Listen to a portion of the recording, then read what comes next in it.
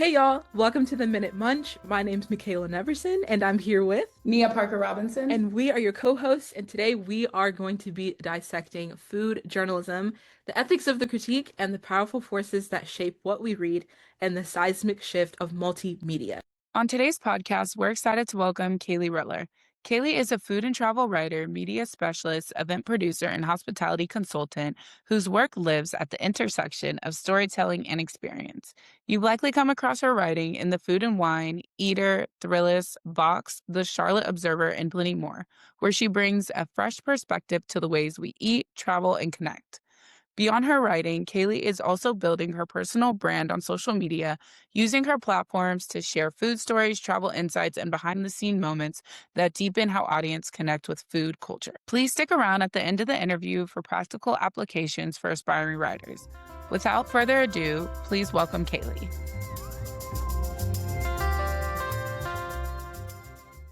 Thank you so much for joining us today. We have with us the one and only Kayleigh Ruller. She is a Charlotte-based food and travel writer who loves exploring the stories behind what we eat and the people who make it. She was a summa cum laude graduate of UCLA. And for those of y'all that don't know, that is University of California in Los Angeles. And she studied journalism and podcast production. Kayleigh, we are so happy and honored to have you here with us today. Thank you so much for taking the time to yap with us about food. It's so Oh my fun. God. I'm so Of excited.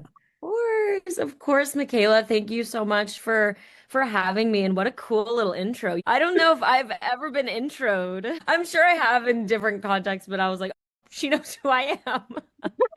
I mean, hey, we like to do our background research, so we Yes. are so honored and happy to help you with have you with us, and we just are so excited to hear just about your story, a little bit about your context, and what you do, and how you are just here, there, and everywhere. As you're in France right now, are you in France right Yeah, I am here, there, and everywhere. I really am. I am in France right now. I'm in now? Cannes, which is amazing. I just got finished from a very fun weekend in Paris.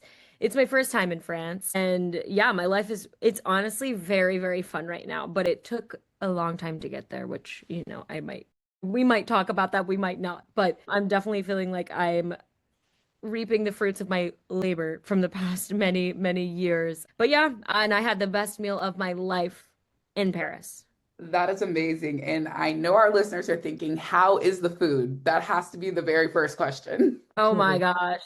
Yes, they must be thinking that. And it's stunning. I mean, I will say that I think I was never really drawn to French cuisine. It just like wasn't the most well executed or most interesting thing to me growing up in North Carolina. But when you're sitting on a patio in Paris by yourself with a glass of wine and having a confit duck leg with a fresh green salad and good fries, you're like, wait, this is what you're meant to be doing. That just sounds like an episode out of like the best show ever. Like that just sounds like Pinterest board moment come to life. And the amount of pins that I have saved of that exact moment, that's so fun. It's like the food Thank version of Emily in Paris, just sitting there eating, experiencing everything. I'm so happy for you. Kudos to you for being able Yes. to experience that right now. Along those lines, can you tell us a little bit about yourself and what sparked your interest in food and culture and storytelling? Yeah, absolutely. Yeah, so I am a freelance food and travel writer. I also work in marketing in the luxury travel industry, which is why I get to do a lot of really fun international travel. And how did I land here? Well, I was always, always obsessed with hospitality. Now, I love food, right? And I love cooking and I love recipe development. That stuff is always so interesting to me.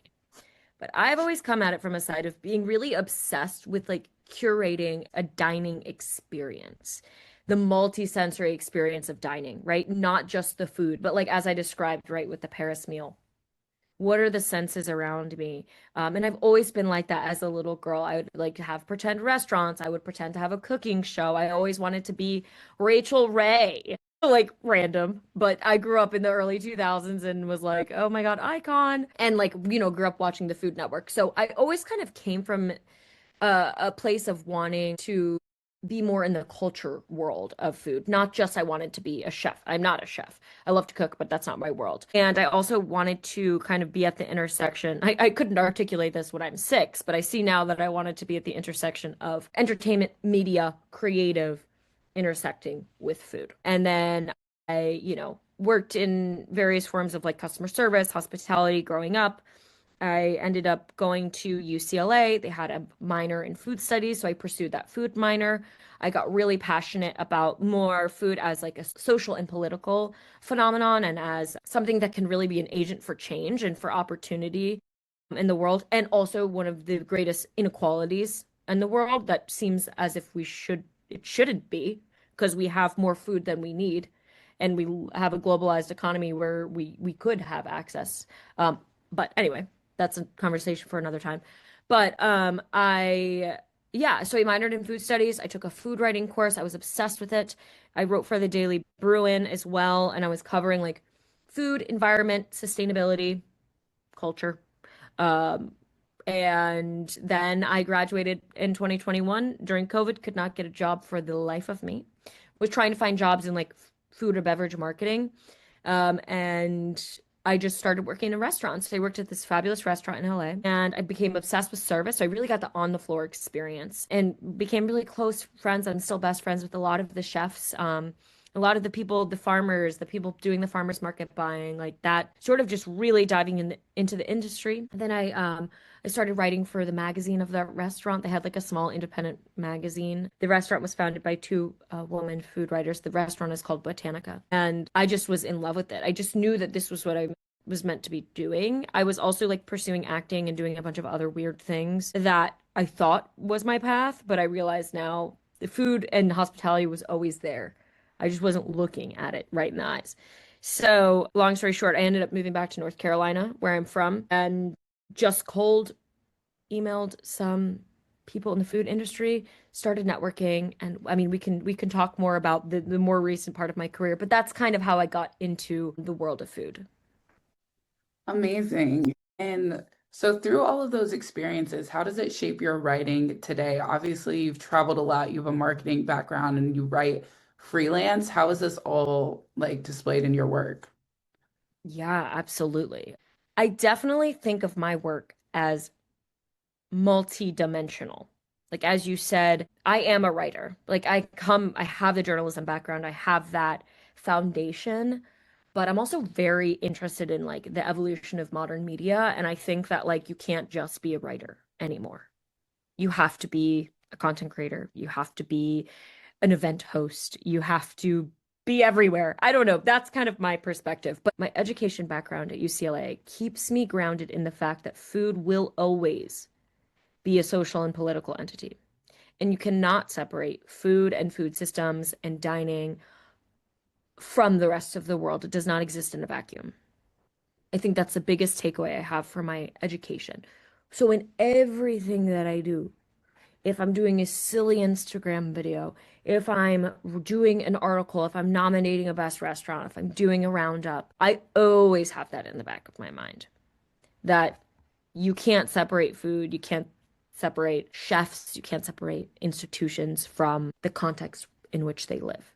So that is important. And then I'd say the other part of my background, working in service, gives me a very nuanced and compassionate approach to my writing. I describe myself as a food writer, which you guys have described me as that, not a food critic. I'm not really interested in being a food critic. Like, there's always room for criticism. Yeah, period. That's not me. I'm honestly too nice. I'm such a celebrator. I don't write about places I don't like, and I'll tell you in person that I don't like a place and that I don't like the ethics of a chef. I will say that to you. I'll have a conversation. And I'm not opposed to writing about that, but I don't just critique to critique. I'm really, really passionate about highlighting cool stuff that's going on. This sounds so cringe. Curating vibe, but I actually mean that. Like I'm like, you want a certain vibe. You tell me how you want to feel. You tell me who you're with and what you want the goal of the night to be. I'll get you. I got you. this sort of like matchmaker. And being in service has helped me do that. And also being kind to service workers and knowing that you will have a better dining experience if you are kind. So, yeah, that's how that influences my work. I'm curious. I want to circle back to you talking about just this obsession with hospitality. What are some of the other factors that contributed or fed that obsession? You mentioned kind of things that you did as a kid. You worked in the restaurant industry, right? Like what kind of created the person that you are now and like what you do now? I love it. Great question. So, going back to my childhood, I grew up every Sunday going to my Italian neighbor's 45-person pasta night called Roni night. I came from a small family. My mom cooks dinner. She's a good cook, but she's not one of these like, everyone come over. We have so much food for you. It's like, okay, there's the chicken and sausage on the table. But love her though. This was the sort of hospitality that like literally was infinite and kind of unfathomable today to me. I want to host the way that my neighbor Maureen hosted. You didn't pay anything. There was no expectation. She just had bowls of pasta boiling and people brought garlic bread and wine and you're getting drunk on a Sunday and it's just fun. I mean, I wasn't. I was 6, but I was in the upstairs room playing with my friends listening to Fergie. But my parents always say I was always sitting at the adult table because I just like talking to adults. And I've always been this way. So I think that kind of formed the foundation of like, well, I'm obsessed with this. It was such an escape for me. So it's just kind of like my core memories revolve around food and travel. And when I was in my early 20s, like during kind of COVID era, I worked at a hotel, I worked front desk. I've done a lot of like that kind of customer facing stuff. I still want to experience all facets of hospitality. But at the end of the day, I'm a creative person. Like at the end of the day, I will always have to share my experience and I'm a sharer and like a very like one of my core values is being like I self-express. Expression is so important to me. And so there was no way this girl was just going to do hospitality. She had to tell everyone. So she has to write about it or speak about it. Yeah, exactly. And I think if like they want to take a time to read some of your writing, you can really see that come through. Like there was a piece you did on like eating your way through Nashville, and it was so creative at the times and the stamps. And I think obviously we all love the articles to go find what are the best restaurants in Charlotte and stuff like that. But finding the spin on it and putting that creativity in it, I think is something you do very well. And I was really admiring that when I was reading some of your stuff, kind of playing off of that.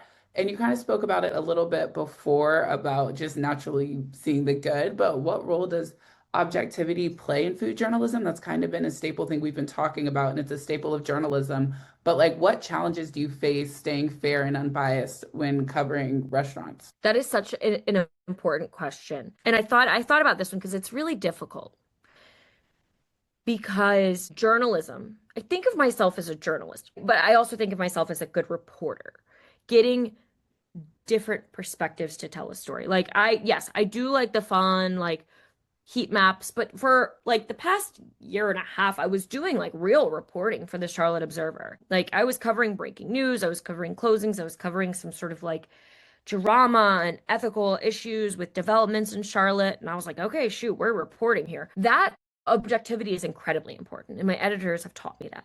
I am bad at that. And that's okay.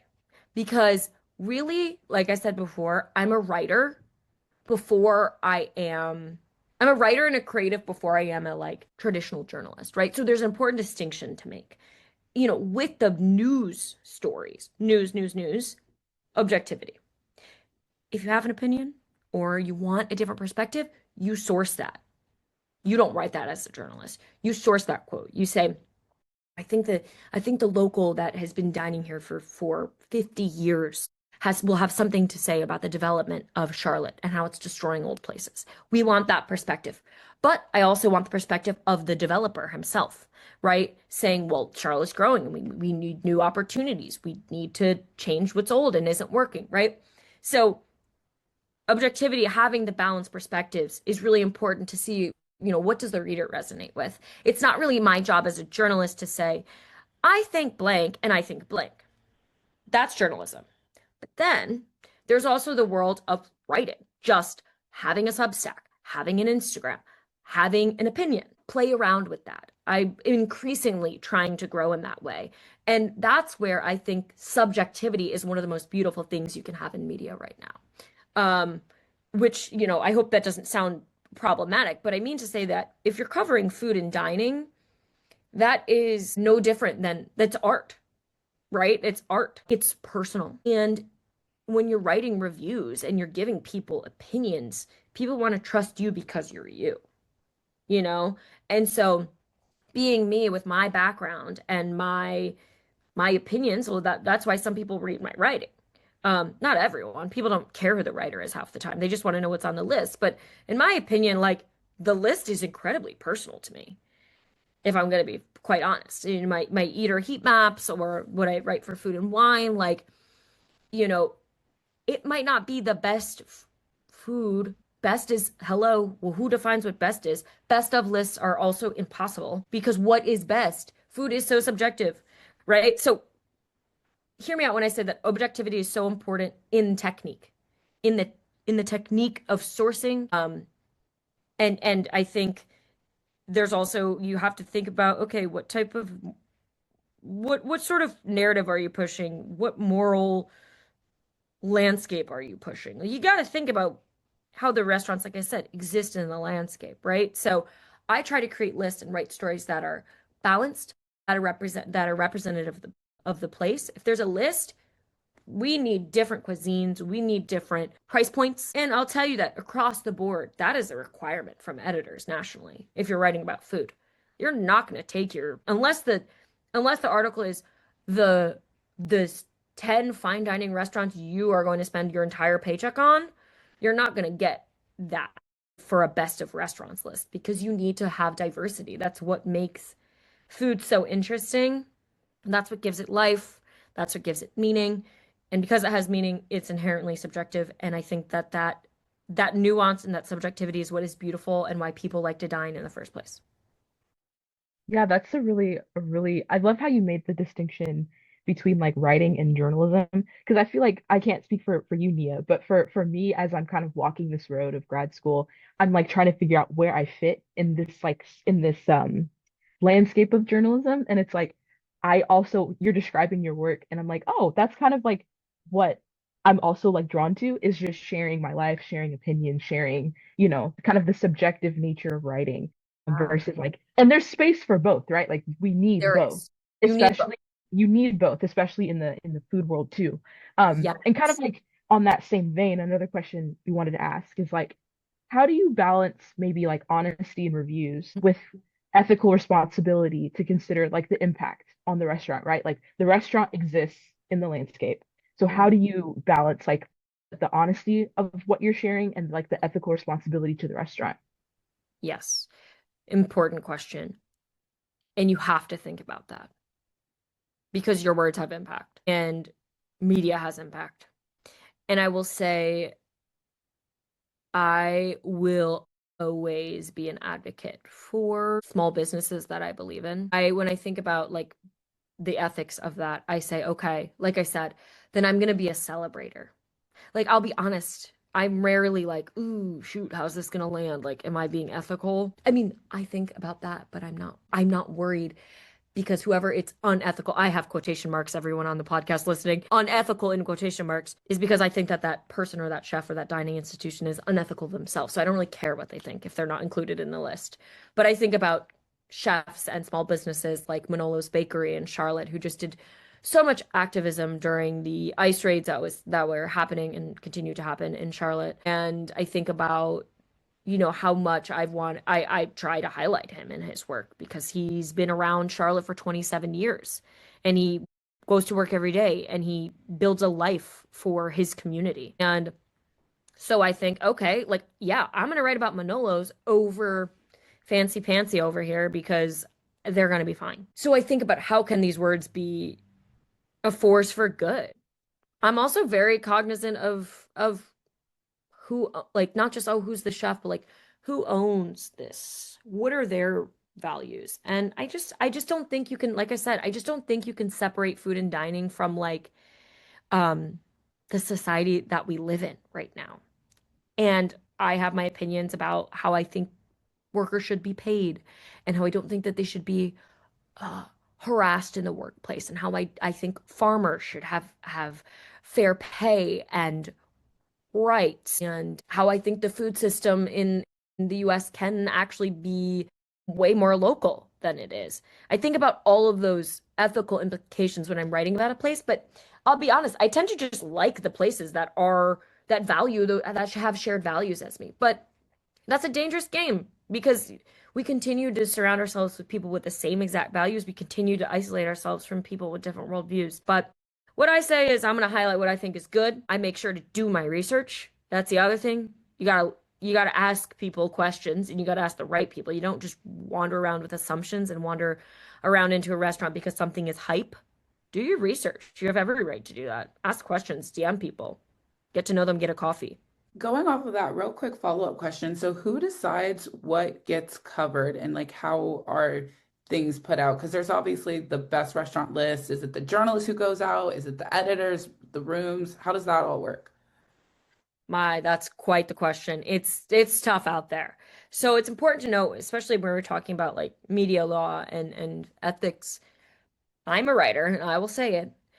I take on stories that national publications ask me to write, for example, Vox or Eater or Food and Wine, that are paid placements, meaning somebody has paid. So, for example, for Eater, a couple years ago, I did like Elijah Craig whiskey.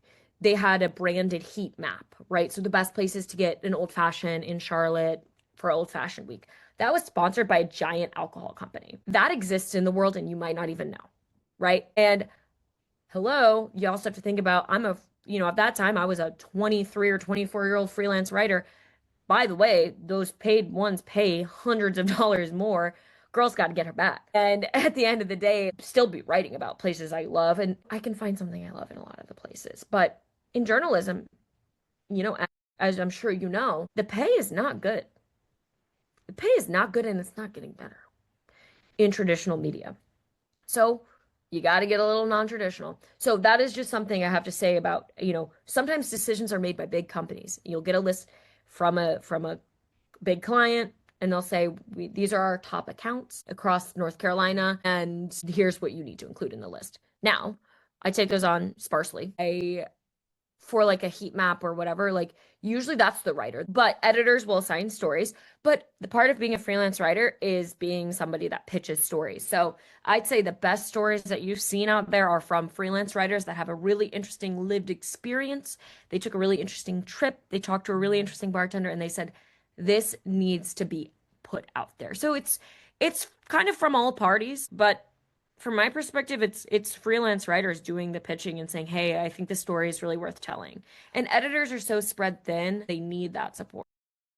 Yeah, okay, so you just mentioned, or you just briefly mentioned the ethical dilemma of accepting free things. And as journalists, we're not supposed to do that.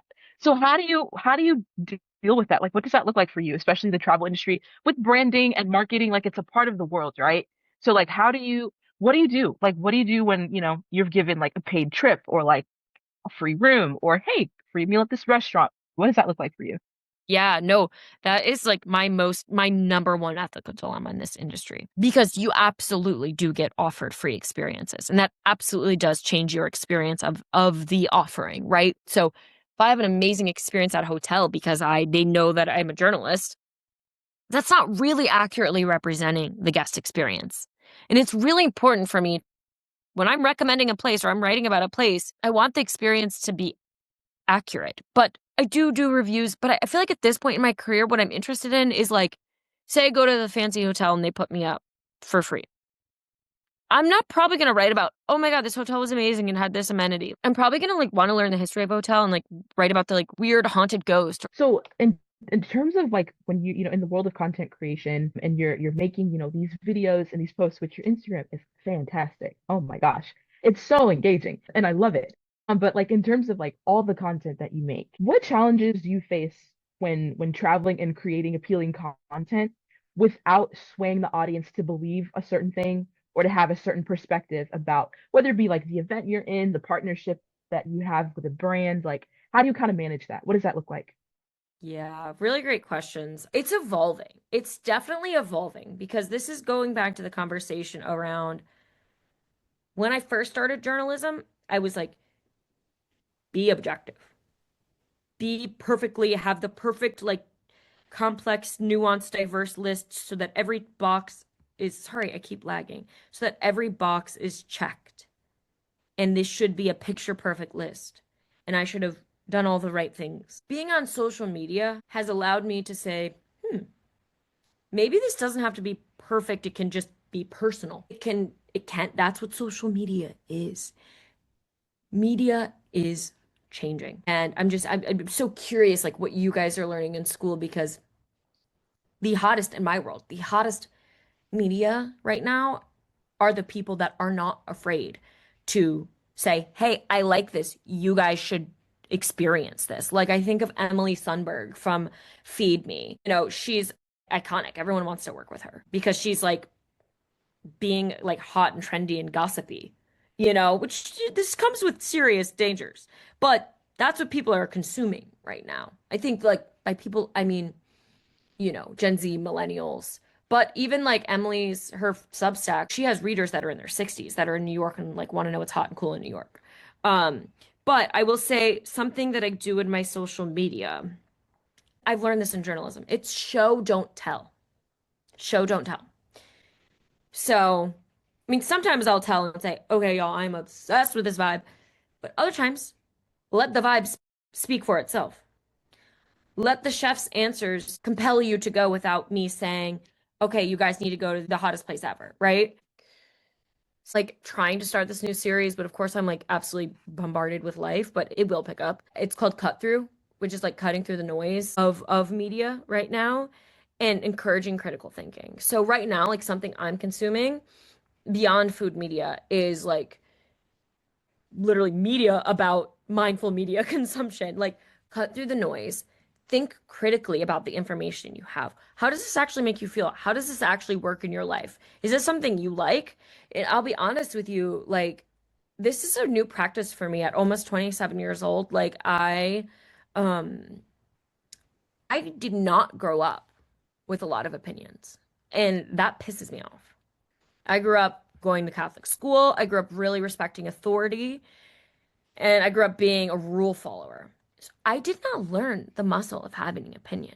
I literally only knew to like what the people in authority said for me. And this is the first time in my life, and I think food and dining and hospitality has given me this. Like, I feel that I have opinions and I like them and I want to share them. So, you know, if something does come off as like, hey, Kayleigh's really pushing this, it is because I like to express those opinions. I have a friend that is a writer for Chicago Tribune. He doesn't post on Instagram like that because he's covering politics, right? I know food is political, but it's also consumption, it's also, you know, retail, it's a lot of things. I took the risk to make myself a type of writer and journalist that is visible and will say my opinions. There are journalists out there that will not post on their Instagram their political beliefs. I will. And I think the culture is changing. I think it's how you build trust. I think that's really important to share. And I can even think about my own personal experience starting in journalism school because I did undergrad in journalism, now master's in journalism. And before it was don't post your political opinion, don't do this, don't do that. And like even in school, we're seeing that shift of no, it's okay to have an opinion, but you need to know how to report ethically and unbiasedly. And something you also said about like how we're being taught in schools, like we learned about a hybrid media system.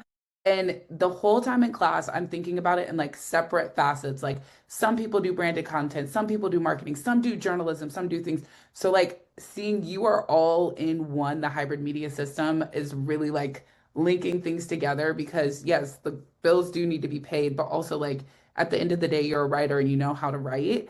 And so that all is wrapped up in this media system because it used to be like we talk about it used to be newspaper and print and television were the main three, but now there's Instagram, TikTok, branded media, and yeah. I was gonna say you're like a walking like billboard for like the convergence of media. Like I just you're talking about, you know, content creation and writing, and you were just saying at the front, like as journalists, we can't just be writers anymore.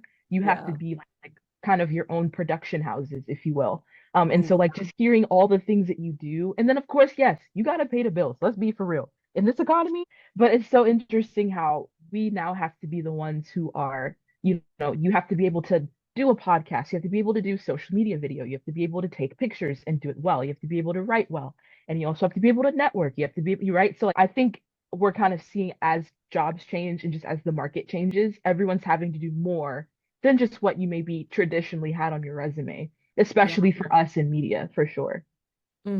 Yeah, you bring up such great points, and I'm happy to hear that you're learning about this in school. Like, I'm not surprised. Obviously, Chapel Hill is an incredible school, but I do think that there's like really outdated lectures on media, like from what I've heard from other people. And I'm really happy to hear that you're learning about this convergence. And yeah, it works for me. Like, let me say that, like, I wouldn't want my life to be any different.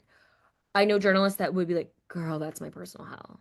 I know content creators that's like wouldn't know how to write a lead for a paper. Yeah, I mean for an article. That's fine.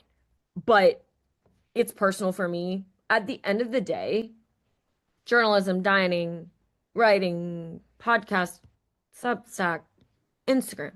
To me, I zoom out. It's just all like ways I express myself.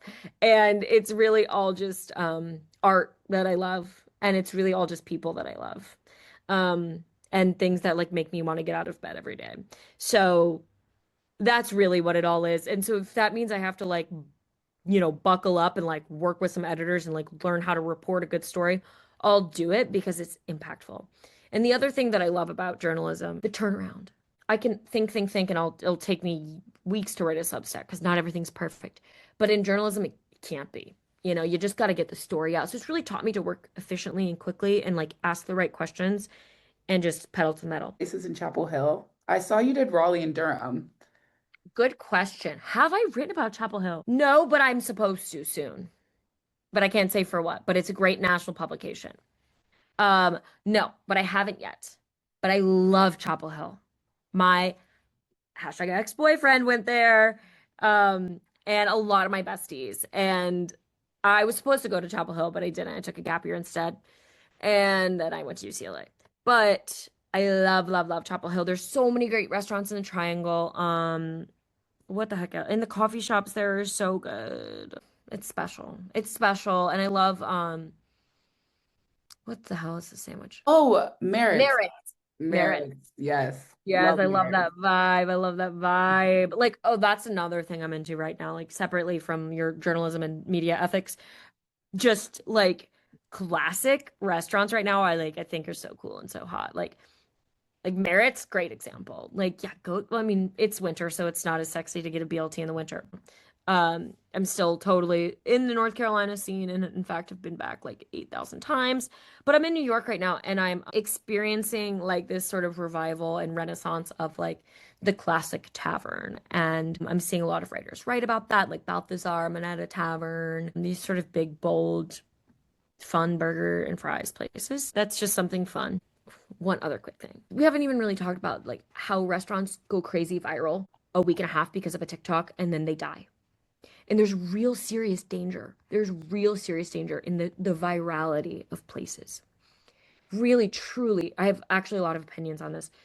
There's a lot of danger in the virality of places because it makes them only relevant for a short period of time and then they crash.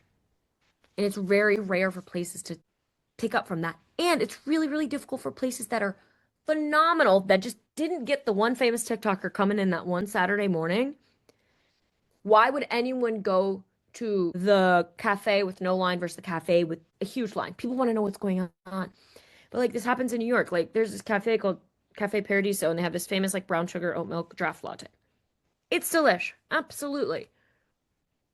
But you can go get that somewhere else. You can also go get some really cool other interesting lattes or really cool, interesting like, brewed coffee. Like you can get so much more than what is viral. And I think that that is really important in food media. I think it's really, especially as writers, like that's where you have an opportunity to write about something that isn't viral. I mean, let it go viral, but that's where you can talk about the thing that isn't the hot, flashy, trendy thing. That's where you can talk about the long time restaurant and remind people why it's important to support those long running institutions as well. Because the other thing is, it's in dining, there's this beautiful factor of surprise that is what creates memory, that it was creates emotions and makes an experience last with you a lifetime. If you already know what that looks and feels like because of social media, it takes away the magic of it. Discover it. Let yourself discover it. Let yourself be surprised. So, like, I love I mean, I use social media, right? I think it is important to tread carefully about what goes viral. There's viral places that are not that good, that are not that good. Find the local journalist that writes in the local city's newspaper or the local city's magazine, writing about the old institution, and that will be infinitely more interesting than the thing that is clickbait. And just kind of like wrapping things up, what is some advice you have for aspiring food journalists? Oh my gosh, just write. Just do it. I just like send the DM. Just post the Substack. It's just waiting for you.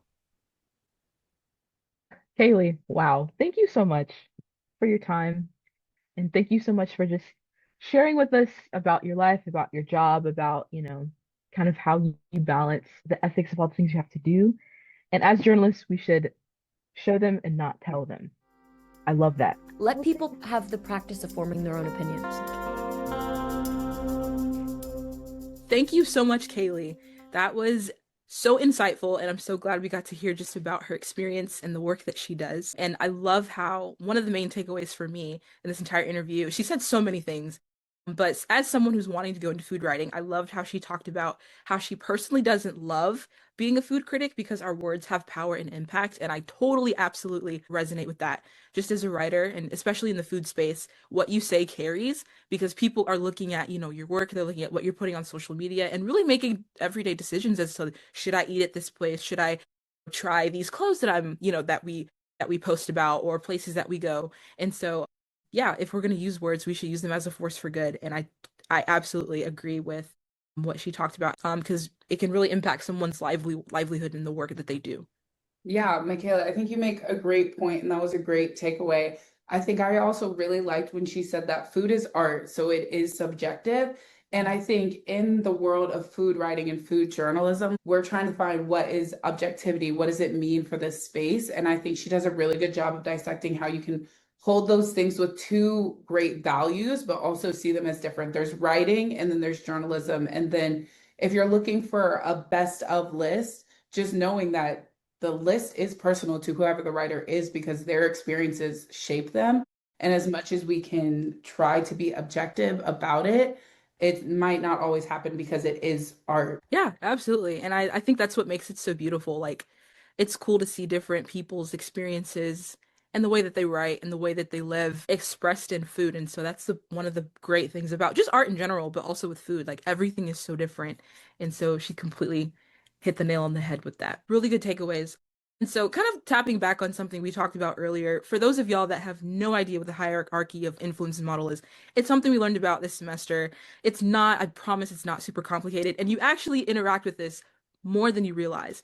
So, just to give you a little bit of a picture, imagine like target practice, like you're doing archery. I'm pretty sure most of us have seen Brave. It's like the little target, There's five concentric circles, and at the center of it is journalists, and four kind of layers that journalists and viewers kind of interact with or deal with on a day-to-day basis with media. So starting at the center is journalists. Then you have your second circle, which is media routines. The third is organizational influences. Then beyond that is extra media forces. And then the last circle is ideological and socio-cultural forces. Now, all of that probably sounds like a bunch of gobbledygook. So let me just explain. The first circle, with it being journalists, it's primarily including like who the journalist is as a person, like your background and your experiences, your education, your values and political beliefs, your professional routines and trainings, and personal judgment and ethics. Is basically this affects how journalists see the world and interpret different events, right? So then you look at the second circle, which is media routines, right? So these are influences from standard practices of like news organizations and news media. So that would be deadlines, story formats, sourcing norms, like institutions and officials and police, and just the varying ladders of ways that we get our sources. And then you have news values of conflict, proximity, timeliness, things like that. And then you have editorial checklists. So these are the routines that create consistency, but also can sometimes limit creativity in our space. Then you have your third circle, which is extra media forces, right? And these are the influences that are coming from outside of the news outlet or in the business world. So that means owners and executive expectations, that could be editorial policies, that can be newsroom culture, profit motives, and resource availability, which can include staff and money and time. So your next circle is extra media forces, and these are influences that are outside the newsroom. So that includes government and political actors. You can have interest groups and PR or public relations. You can have advertisers, and then you have audience expectations and market pressures. You can have competitors. You can have technology companies and platforms. So like Google algorithms, Facebook algorithms, Instagram algorithms. So these are all the things that kind of explain how journalism reacts to external demands. And then you have your last circle, which is kind of the ideological, sociocultural pressures or influences. And that is typically the broadest and most powerful level because in society, those are kind of the dominant beliefs and values and ideas, which, for us would include capitalism, patriarchy, nationalism, people's viewpoints on racial hierarchies and cultural norms. And so these kind of shape what's considered normal or important or newsworthy to an audience. And so if you think about, myself and my co-host Nia, we have social media, right? So these are all of the things that we're kind of, even as you're scrolling, those are all of the things that you're kind of coming up against, even as you go through your For You page or your home screen on Facebook or Instagram or TikTok. Those are all of the things that are happening at the same time. And so as journalists, those are things that we have to consider in terms of what we're kind of up against in terms of the pieces that we write. And it kind of helps explain bias in coverage, why certain voices are amplified or ignored, why, and how political and economic power affects journalism, why newsrooms across the country often look and sometimes even sound familiar. Yeah, I'll let you take round two because I've been yapping. You're good, you're good. And I think just going back to what Kayleigh was saying about the list that she was curating and her things, like that would put her at the center as a journalist if we're taking her as an example. And then we go to media levels and normal routines. If she's curating a list, there's already like a standard practice for how these go. She can't just put a bunch of super expensive restaurants on a list. There's a standard there. You heard her say no news company is going to let you do that because the standard on this list is to make something for everybody. Okay, so we have that. Then we get to the organizational level. For example, like marketing and things like that. A news organization might not want a certain restaurant on their list. And that's just what it is, whether it has to do with their target audience or their political beliefs or something. That also is going to get stripped in the editorial section. Then the extra media forces is TikTok saying about this restaurant? What is the government saying about this restaurant? What is trendy right now might have a huge impact on what she is supposed to be reporting on, what are they are expecting in these lists. And then also just social and cultural levels. Like we can't just put McDonald's on a fine dining list because as a society, we know McDonald's is not fine dining. Absolutely. And that's more of a lighthearted example, but this has real impacts. And it's like one thing that Michaela and I have talked about is the difference between Japanese food and Chinese food and how they've been separated. Like Japanese is this elite cuisine that we have, while Chinese is comfort food and takeout. And in reality, that came from this hierarchy of influence. Yeah, I mean, it's really interesting if you were to look at like practical applications of this model, kind of people's ideologies regarding their different social and cultural understandings of even like a Chinese dish versus like a Japanese dish, right? Like I had some conversations with some professors for my capstone project, and it was really interesting because a couple of them were explaining to me that the fine dining space is really it boils down to two things, which is like the economy, like the economics of the food, and then also like social understandings and people's cultural backgrounds, their social understandings of food and kind of where it fits in their lives and in their history and all those types of things. And so like historically Chinese food was kind of seen as like this cheap and plentiful type of food, right?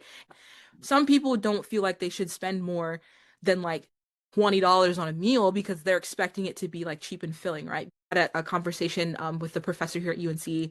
Her name is Michelle King, and she was explaining to me Chinese food is seen as plentiful and cheap because Chinese immigrants, when they came here, they had to make a living. And so they did what they did. They did what they knew how to do well, and that was cook, right? So they made a lot of food and it was cheap and it was filling. So people kind of have that ideology or that kind of social understanding of Chinese food, as opposed to Japanese food, which has kind of recently even entered the game as like this kind of more special, more elevated food because of the dissemination of sushi and sashimi, right? And so if you were to go to like Soho in New York, people are willing to spend, exuberant amounts of money on sushi because they feel like, oh, this is like a really special dish, when in all actuality, it came from a lot of the same places, right?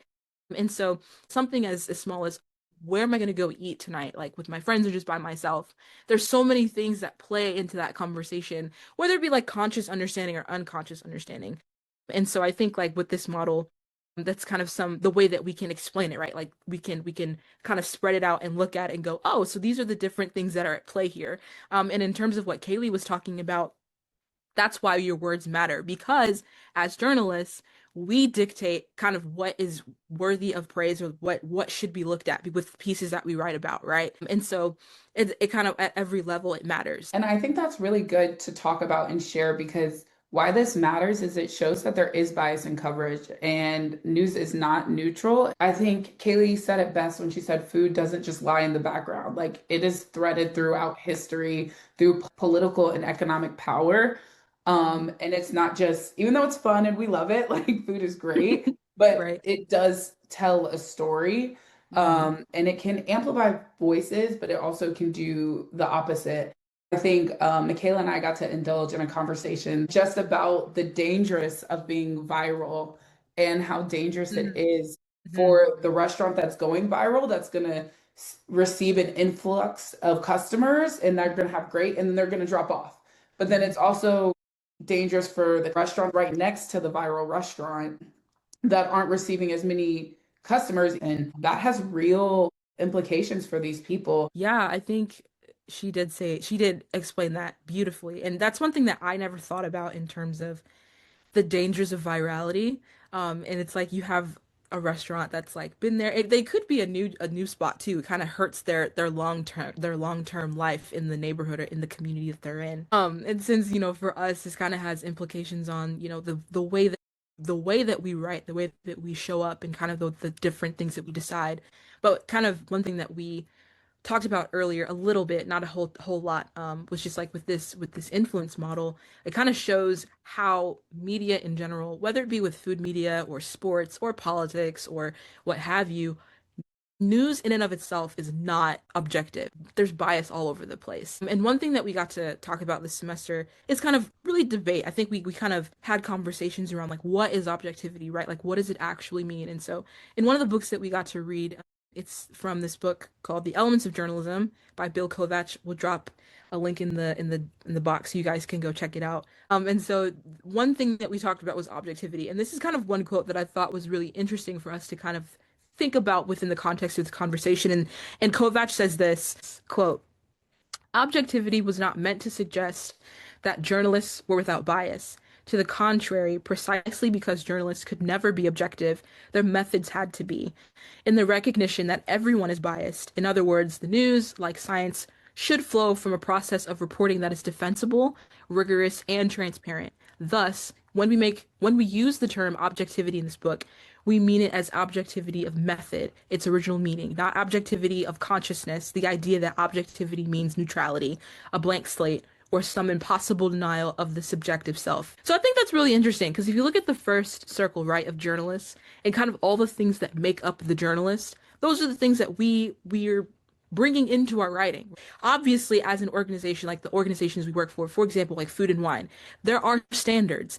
Those are needed, right? Food and Wine as a publication, they have to remain unbiased because they're giving equal coverage to chefs, to restaurants, to reviews, to critiques, all those things. But at the end of the day, the people that are writing for this organization, as much as they can, don't write a piece that would make the reader come to a conclusion, not unless it's like, there's an obvious like study done about, harmful food or something that does harm to the viewer or to the reader.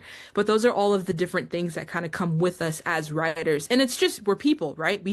Everybody has a background, everybody has things that they believe and things that they came up knowing, and all of their habits and all those things kind of come with you. You can't not bring those with you. The one thing that we talked about this semester is objectivity. What does it mean? Like, how do we, kind of practically work this out? But one thing that we have to recognize is all of our methods as journalists have to be the same in order for our work to stay relevant, for it to be believable, for it to be, for people, for viewers to be able to trust what we're doing. And so, yeah, like in terms of the process, like we all make sure that we're accurate, that we're true, we're factual, and that we give equal opportunity for voices to be heard. That's why we source so many people in our pieces to make sure that everyone has equal voice. And so I don't know if you want to add anything, Nia, but I want to go back to the quote where it says, like a science, it should flow from a process of reporting that is defensible, rigorous, and transparent. Like Mhm. that, I'm gonna put little air claps in the air. Like, Right, right. that right there, as a young aspiring journalist, I feel like is something we all need to hold on to and think of ourselves. Yes, writing can be beautiful, it can be artistic, but at the end of the day, we need to go about this like a science. And that beautiful intersection of which we live as journalists is what is going to make us a good quality writer that people can trust, regardless of what newsroom we're writing for, what brand we're writing for. Because as we heard, Kayleigh also has worked with brands, but regardless of the job, she is still taking her objective practices into her writing and when she is deciding for these things. So I just think that's a really beautiful way to sum up our podcast. Yeah. I do want to say thanks to Kayleigh again. She was amazing, helped us frame this conversation of ethics and Mhm. journalism and objectivity. Yes. And for anyone that's listening that is an aspiring journalist, whether you're in school or we're probably going to send this to family and friends. If you know anyone who's wanting to be a writer, that's one thing we want. We hope that you guys kind of take from this is that, like everything, there's a process. And so for us, we have to, stick to the facts. We have to be honest. I think if anyone's, writing, whether it be for a news organization, on Substack, on whatever platform you're on, um, make sure you produce work that's defensible, rigorous, and transparent. Air claps. Air claps. Figure time. Yes. Yeah. Thank you all so much for listening. We hope you have Yes. a wonderful holidays and you'll join us back for the next episode of the Minute Munch. Yes. Merry Christmas, Minute Munchers. Goodbye. Bye, y'all.